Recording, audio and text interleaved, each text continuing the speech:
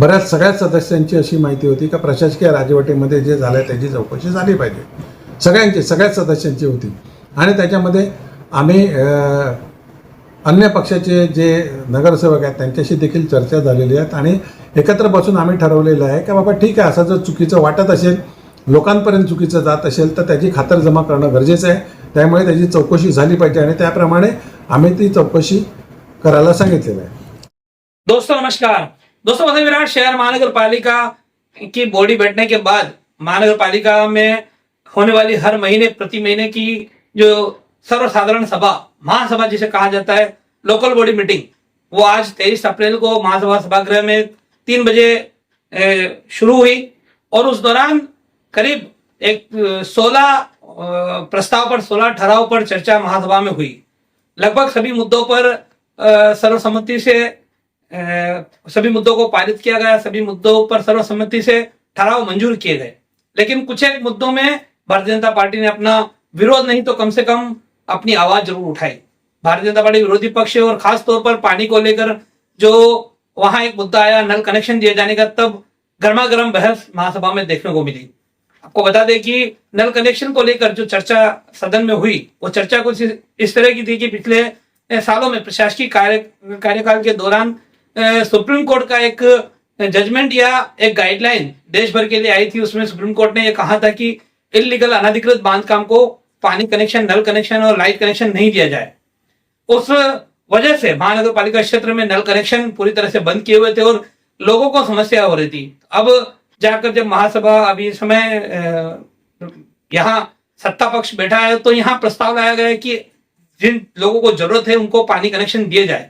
तो वहां पर चर्चा हुई कि सुप्रीम कोर्ट का जजमेंट है, ऐसे में कैसे पानी कनेक्शन दिया जा सकता है। तब फंडामेंटल राइट बताया जाकर सभागृह द्वारा ये कहा गया कि पानी मिलना फंडामेंटल राइट है और कुछ अनुच्छेद है संविधान के, उसके तहत सभी को पानी मिलना ही चाहिए। और कहीं ना कहीं सुप्रीम कोर्ट का जो ऑर्डर है वो सभी को पालना है, लेकिन फंडामेंटल राइट होने के लिए होकर लोगों को पानी भी मिलना चाहिए। और इस तरीके से ये प्रस्ताव पास करके सुप्रीम कोर्ट में रिव्यू के लिए भी भेजा जा सकता है। तो इस तरह से सभी प्रस्ताव सर्वसम्मति से पास हुए। हमने इस पूरे सभागृह की कार्यवाही के सिलसिले में महापौर से चर्चा की। महापौर ने क्या कुछ कहा वीडियो में आप आगे सुनेंगे। साथ ही साथ और भी मुद्दों पर गर्मा गर्म बहस हुई और कुल मिलाकर सभी जो प्रस्ताव है वो सर्वसम्मति से पास कर दिए गए। वीडियो में आगे सुनिए क्या कुछ कहना है महापौर का। फिलहाल इस वीडियो में इतना ही। नमस्कार, जय हिंद, जय महाराष्ट्र। मीटिंग बद्दल तुम्ही काय सांगाल? आजची मीटिंग चांगली झाली, खेळीमेळीच्या वातावरणामध्ये झाली, सगळ्या विषयावर सांगोपांग चर्चा झाली, सगळ्यांना मनसोक्त त्यांचं समाधान होईल इथपर्यंत आम्ही चर्चा घडवून आणलेली आहे आणि अशीच चर्चा कायम राहील. कारण खेळीमेळीच्या वातावरणामध्ये आणि एकमेकाला गावाच्या दृष्टीने काय योग्य आहे हे सगळे मिळून एकत्र ठरवतात. हा याच्यामध्ये आहे का कुठेतरी सत्ताधारी पक्ष आपलाच विषय रेटून नेतो, पण आम्ही इकडे तसं काहीही करत नाही. आम्ही सगळ्यांना विश्वासात घेऊन काम करतो. हे आजच्या घटनेवरून तुम्हाला दिसलं असेल. एकूण किती विषय होते आणि सर्व विषय पास झाले की काय? बघा 16 विषय होते, पण काही विषय असतात ते प्रश्नोत्तराचे असतात किंवा शोक संदेश असतात, आभार असतात. त्याच्यामध्ये काही विषय आम्ही पेंडिंग ठेवलेले आहेत, त्याच्यावर चर्चा घडून येईल. काही विषय आहेत का त्याच्यामध्ये आम्हाला डिटेल माहिती पाहिजे होती, ती आम्ही घेऊ.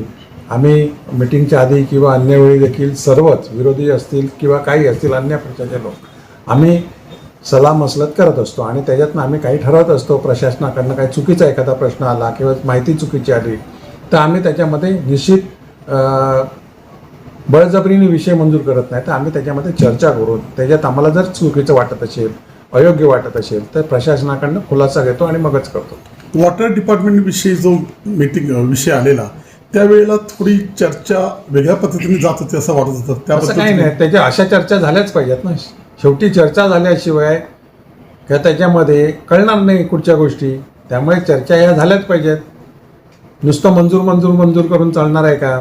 तर नाही. आपल्याला सगळ्या गोष्टीमध्ये चर्चा झाली पाहिजे. आपण खुलासे घेतो की बाबा प्रशासन योग्य आहे का अयोग्य आहे, ह्या गोष्टी आपण तपासून बघतो आणि ते तेवढी फ्रीडम आम्ही सर्वच आमच्या सदस्यांना बोलण्याचं देतो. पाण्याच्या संबंधित सुप्रीम कोर्टाचे आदेश म्हणून किंवा सुप्रीम डायरेक्शन असतानाही महापालिकाने आज अनधिकृतला पाणी द्यायचं हे मुद्दा अनधिकृतला पाणी द्यायचं असं नाही. आम्ही त्यांना दिलं, गरजवंताला पाणी दिलं पाहिजे का एखाद्याकडे एक विभाग आहे का तो पाणी देतो आणि एक विभाग पाणी द्यायचा नाही, हे अयोग्य आहे.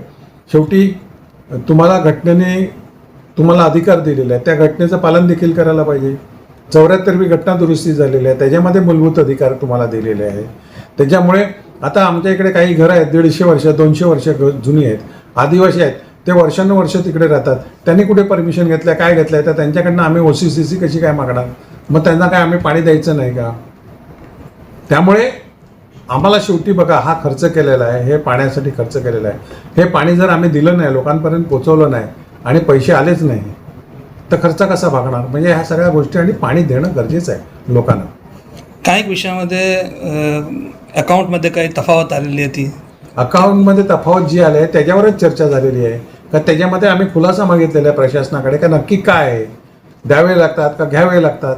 शेवटी विषय मंजूर झाला तरी अकाउंट सेक्शन आमचं जे आहे हे तपासूनच देत असतं.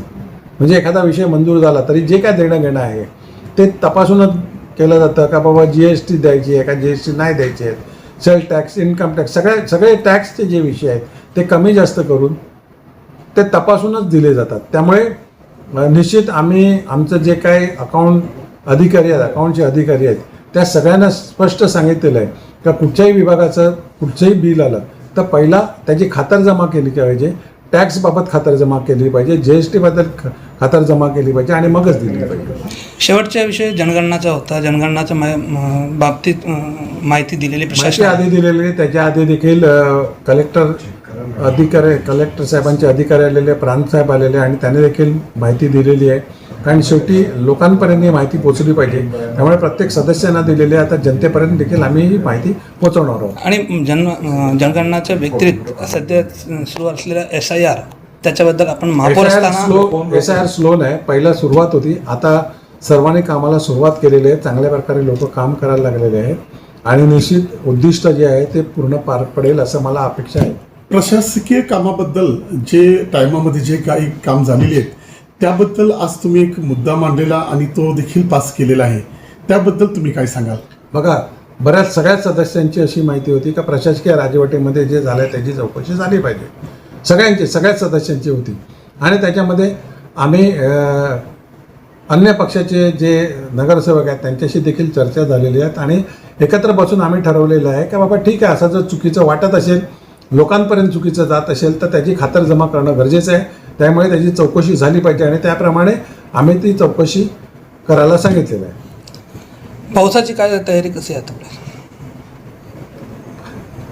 पावसाची तयारी म्हणजे आम्ही त्याच्यात आढावा बैठक घेतलेली, आपत्कालीन परिस्थिती झाली, काय झालं, पावसाळ्यामध्ये काय काय समस्या येतात, अडीअडचणी येतात, त्याला कसं तोंड द्यायचं, त्यासाठी सर्वच विभागाचे म्हणजे रेव्हेन्यू असतील, फॉरेस्ट असतील, रेल्वे असतील, मुंबई महानगरपालिकेचे असतील, खारलँडचे असतील, बंदर विभागाचे असतील, अशा महसूल विभागाच्या अशा सगळ्या अधिकाऱ्यांना एकत्र घेऊन बैठक घेतलेली आणि त्याच्यातनं आपत्कालीन परिस्थिती झाली. NDRFची टीम होती. आता असं काही अडचण झालं, पोलिसांपासून सर्व होते, काही झालं तर काय काय त्याच्यावर उपाययोजना करायच्या पावसाळ्यामध्ये हे ठरवलेलं आहे. आणि याही पुढे आमचे आयुक्त साहेब, सन्माननीय कलेक्टर साहेब आणि अन्य विभागाशी देखील संपर्कात आहेत आणि बैठकी चालू आहेत. धन्यवाद. हमारे चैनल सैफ न्यूज़ लाइव पर अपने व्यापार और सेवा से संबंधित विज्ञापन प्रसारण हेतु दिए गए मोबाइल नंबर पर संपर्क करें